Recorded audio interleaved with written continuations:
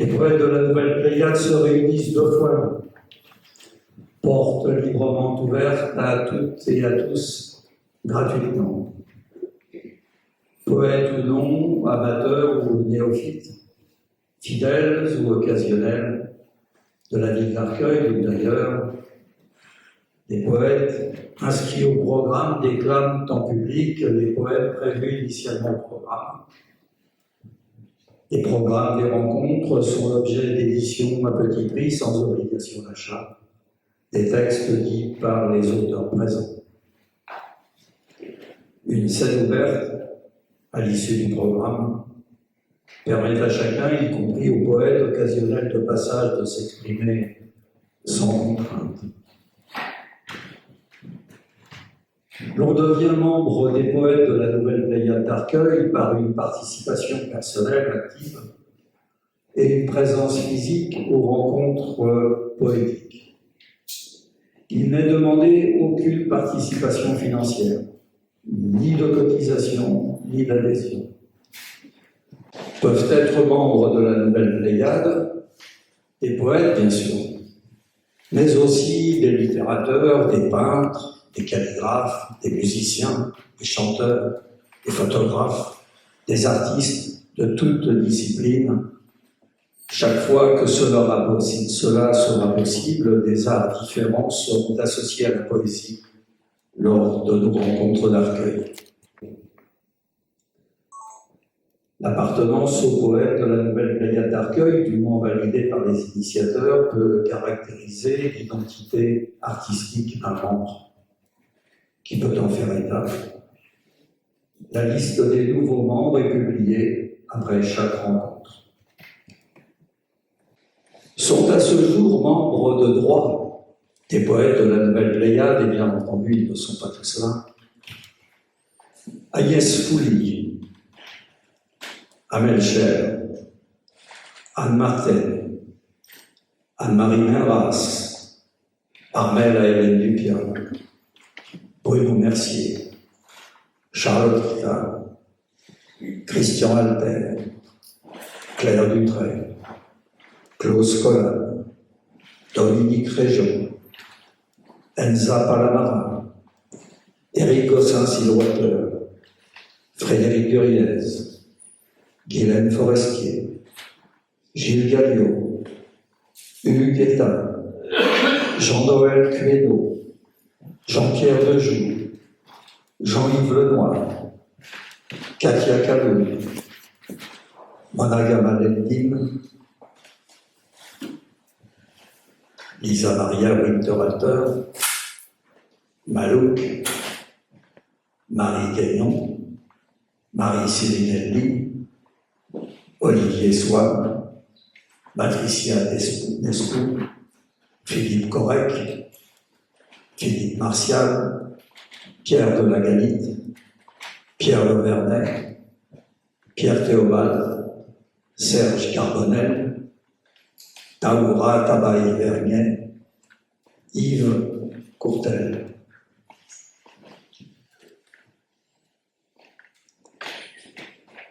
La poésie, c'est l'essence de la vie.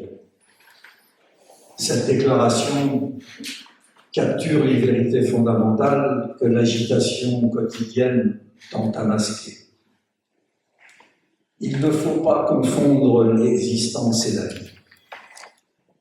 L'existence est le simple fait brut, la présence matérielle et objective de l'être dans l'univers sont réduites aux gestes répétitifs et aux nécessités matérielles. Parfois, à une lutte pour la survie. La vie au sens qualitatif est essentielle.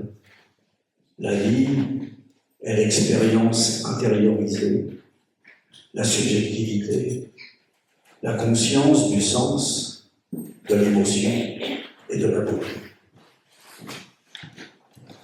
La poésie implique de surmonter les affres de l'existence. C'est une dimension cruciale de son rôle.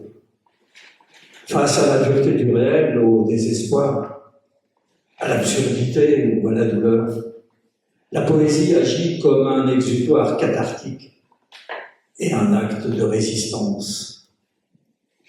Elle ne nie pas les affres, les souffrances, les épreuves, mais elle les saisit, les nomme, et par la force de son art, les transforme. En donnant une forme esthétique à la détresse, elle la rend supportable et paradoxalement belle. Le poète extrait le précieux de l'éphémère et de l'atroce. La poésie est le pont qui transforme le simple fait d'exister en l'art de vivre. Elle nous apprend à ralentir, à observer l'extraordinaire dans l'ordinaire. La lumière sur une feuille, le rythme d'une vague, la mélancolie d'un adieu.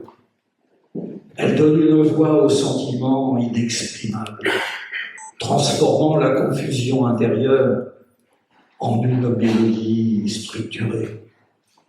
En offrant le mot juste au moment fugitif, elle cristallise l'expérience humaine, qu'il s'agisse de la joie la plus vive ou de la douleur la plus sourde. Par son rythme, sa musicalité et sa métaphore, la poésie transcende la simple communication pour atteindre le cœur de l'être. Elle est l'instrument qui nous permet de sentir, de comprendre et de célébrer notre propre humanité. Si l'existence est le corps, la poésie en est l'âme et le souffle qui, même face à l'adversité, refuse de s'éteindre. La poésie a toujours eu ses lieux, ses foyers, ses constellations.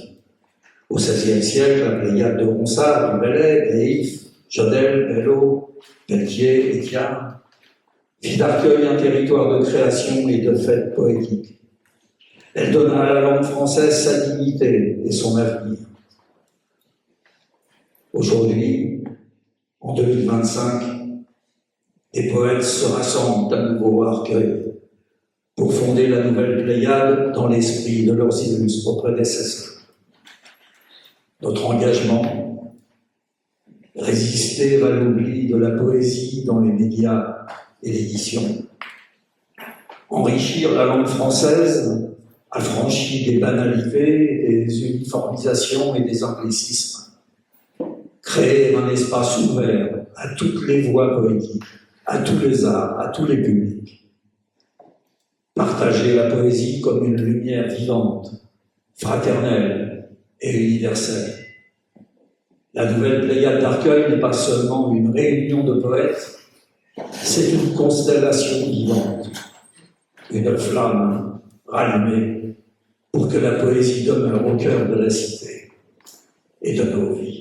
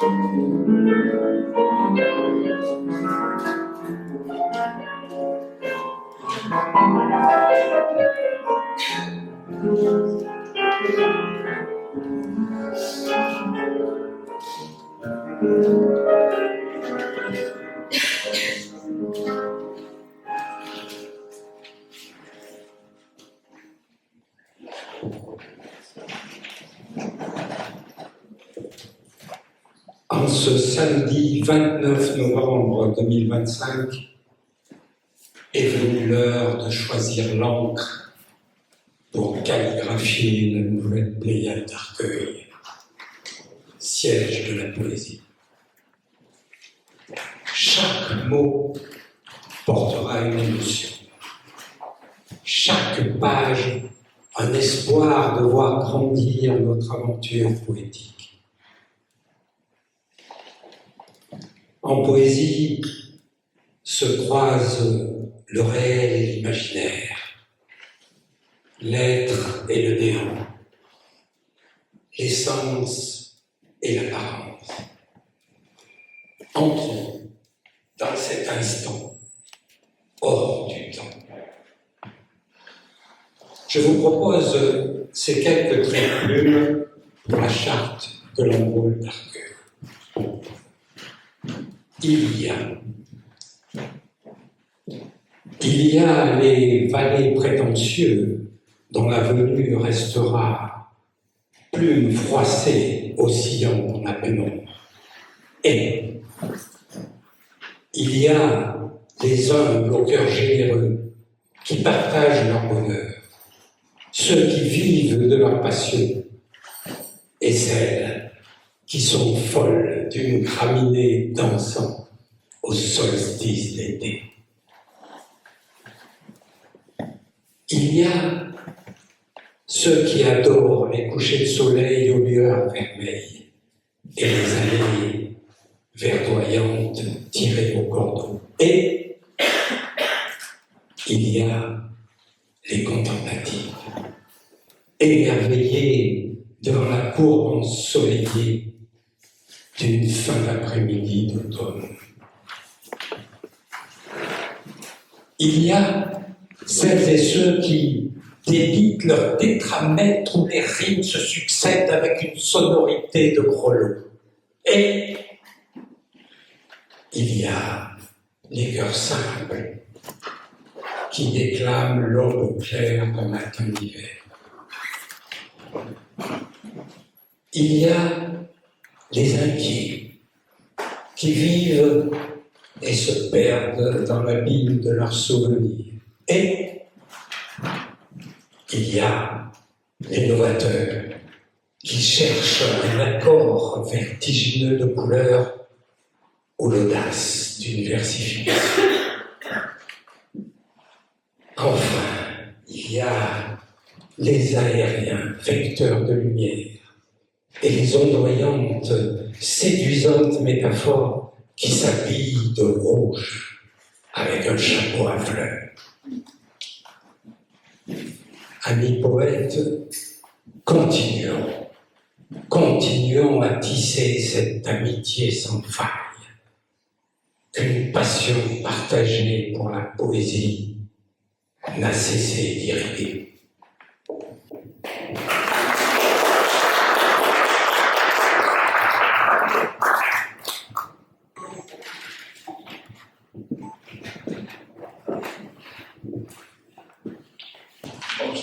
Bonjour. Moi, je vais vous parler, avant de dire des textes, d'un des grands poètes de la Pléiade, Pontus de Diar. Pourquoi je l'ai choisi? C'est parce qu'il est pratiquement inconnu. Enfin, il est connu de très peu de monde, mais parce que son château est à côté de ma maison. Donc, ça m'a facilité un peu la tâche. Donc, je vais rapidement vous décrire l'environnement et puis qui était vraiment Pontus de Diar. Parce qu'on ne le connaît pas, mais c'est un des plus grands personnages. C'est lui qui a réglé les conflits pendant les guerres de religion. Donc, pour vous dire, Pontus de Diar, c'est le fils d'une aînée de Géant de Diar, un noble bourguignon, lieutenant général au bailliage de Mâcon, et sa femme, Jeanne de Ganay. À 16 ans, Pontus étudie à Paris la théologie. Il s'intéresse à tout ce qui l'entoure. Érudit, il parle latin, grec, hébreu, italien, en dehors du français. Outre la poésie, il est féru de philosophie, de sciences, d'astronomie, d'astrologie, de musique. C'est vraiment un énorme personnage de notre histoire. Ami de Maurice de Sèvres, Jean-Guillaume Lyonnais, qui semble, d'après ce que j'ai cherché, j'ai trouvé, qui a dirigé l'école lyonnaise, dont Pontus était membre, ainsi que Guillaume des Hôtels. Je cite Guillaume des Hôtels parce que je vais reprendre lui à la fin. Donc Maurice de Sèvres est l'auteur de Délit, objet de haute vertu, recueil de poèmes amoureux dédiés à une femme qui se nommerait Pernette du Guillet, amie de Venise Labbé. Moins connu que les autres poètes, car il ne signait jamais ses œuvres. Donc il disparaît sans laisser de traces vers 1569. En 1721, cette année est marquée par l'expédition de Magellan qui parcourt les océans, découvre entre autres l'atoll de Picapuca en Polynésie française. Rabelais commence ses études de droit, fréquente un groupe d'humanistes. Pétrarque est couronné poète lauréat au Capitole de Rome. Erasme débute les Anti-Barbaries, qui seront publiées quelques années plus tard. L'auteur met en scène plusieurs protagonistes, dont Bach, maître d'école, destructeur de la nature, prometteuse des enfants, en les rendant ignorants et en les maltraitant. Ce corpus fait dire à Eugenio Garin qu'il faut voir là une nouvelle façon du programme des humanistes. Pour en revenir au Pontus de Thiard, il est le seigneur de Bissy, qui se prénomme maintenant Bissy-sur-Flay. Outre sa qualité de poète, c'est un personnage important du XVIe. Il participe à la création donc, du groupe de la Pléiade, qui ne s'appelait pas la Pléiade. Elle s'appelait, en 1553, la Brigade, qui ne prit le nom de Pléiade qu'en 1556. En référence au mythe des 7 filles du géant Atlas, changé en une constellation d'étoiles. C'est un roman littéraire dont Alain vous a beaucoup parlé, dont je vais passer. Tous ces poètes revendiquent une rupture avec la poésie médiévale et enrichissent la langue française.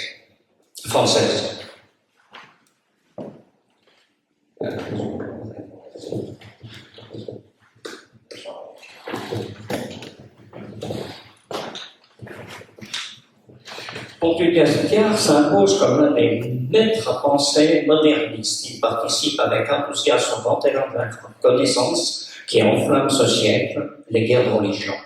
Il laisse de lui l'image d'un homme épris de culture, savant, astronome, mathématicien, de talent poète et philosophe, vers qui les plus illustres personnages se sont tournés en quête de conseils et secours spirituels. Selon lui, le poète est possédé par une fureur divine qui le place au-dessus de l'homme ordinaire. En 1951, il écrit Les erreurs amoureuses, puis, mais avant, il fait partie de l'Académie platonicienne fondée par Côme de Médicis. Puis il est député aux États de Blois en 1588. Il défend l'autorité royale d'Henri III et d'Henri IV contre les ligueurs. En 1594, il publie l'extrait de la généalogie de Capet. Mais la même année, il abandonne ses charges d'évêque et se retire sur ses terres dans son château de Bissy. En conclusion, Pontus est un homme érudit, parfois controversé, admiré, favorisé par sa naissance. Certains le disaient méprisant, le peuple est sot et médisant, disait-il. Quoiqu'évêque, il faisait quand même commerce de galanterie dans ses vers. Il aime profondément la Bourgogne, ses défauts. Il les attribue à la grâce humanisme. Et sa réflexion sur l'égalité des sexes est traditionnelle par son ethnocentrisme linguistique. En 1578, il est nommé évêque de Châlons par le pape Grégoire XIII, grand archidiacre du chapitre de Saint-Vincent de Chalon-sur-Saône. Décédé, il est enterré à la chapelle de Boigny, sur Saône. Les rois passent, Pontus reste quand même. Bien que né en Bourgogne, il n'apparaît dans aucun document que Pontus de Thiers ait fréquenté Guillaume des Hôtels dont je vous ai parlé. Il y a une controverse là-dessus. Mais le fait qu'ils soient tous deux de l'école de Lyon ont fait que s'ils ne se sont pas rencontrés physiquement dans le cadre de la Pléiade, ils sont sûrement connus dans le cadre de l'école de Lyon. Et pour terminer, juste une petite anecdote, parce que j'ai voulu savoir qui était ce Guillaume des Hôtels. Pour moi, c'est une personne qui est l'initiateur de la pataphysique. Les grandes recherches de Raymond Queneau et de Boris Vian. Je vous donne simplement les titres de ce qu'il écrivait. Mythe histoire baragouine de Fanfreluche et Gaudichon. Harangue au peuple François contre la rébellion. Paillard et coquin bourguignon. La récréation et passe-temps des tristes tractants de choses plaisantes et récréatives, touchant l'amour et les dames pour réjouir toute personne mélancolique.